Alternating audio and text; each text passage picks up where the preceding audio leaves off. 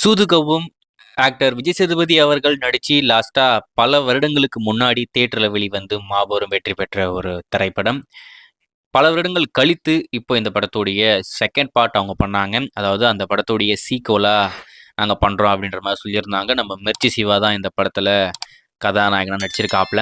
ஆனா இந்த படம் சீக்வல்லாம் கிடையாது. அந்த சூதுகவும் என்ன கதையோ அதே கதைய அப்படியே ரீமேக் பண்ணி வச்சிருக்காங்க.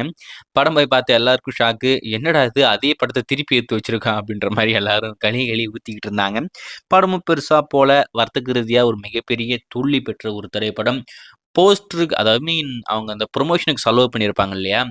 அந்த காசு கூட ரிட்டர்ன் வரல அப்படின்ற மாரி சொல்றாங்க. அந்த அளவுக்கு ஒரு மோசமான நிலைமைக்கு போன ஒரு திரைப்படமா இந்த சூதுகவும் 2 மாறிடுச்சு. இந்த படத்த பத்தி இப்ப என்ன அப்படின்னு பார்த்தீங்கன்னா, இந்த படத்துடைய ஓடிடி ரைட்ஸ் இன்னமும் சேல் ஆகலையாமா. யாருமே வாங்கல அப்படின்ற மாரி சொல்றாங்க. ஆஹா ஓடிடி கிட்ட பேசிக்கிட்டு இருக்காங்க. அவங்களும் வாங்குவாங்களான்னு தெரியல. வெயிட் பண்ணி பார்ப்போம். மேபி இந்த ஹைபிரிட் முறையில ஸ்ட்ரீம் பண்றதுக்கு வாய்ப்பு இருக்கு. அதாவது படத்த ஓடிடில போடுவாங்க. எவ்வளோ வியூஸ் போதோ, அதுல எவ்வளோ ரெவென்யூ வருதோ, அது உனக்கு எவ்வளோ, எனக்கு எவ்வளோ அப்படின்ற மாரி பிரிச்சு எடுத்துப்பாங்கன்னு நெனைக்கிறேன். சரி அதெல்லாம் ஒரு பக்கம் இருந்தாலும், சூதுகவும் 2 உங்களுக்கு சூதாடுற மாரி ஒரு விஷயம் நடக்க போது. இன்று, நாளை, மறுநாள் அப்படின்ற மாரி ஒரு சம்பவம் உங்களுக்கு காத்துக்கிட்டு இருக்கு.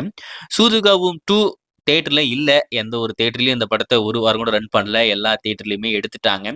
அப்படி இருக்கும் சமயத்தில் இந்த படம் சீக்கிரமா ஒரு சம்பவம் நடப்பது ரொம்ப நல்ல விஷயமா தான் நான் பார்க்குறேன்.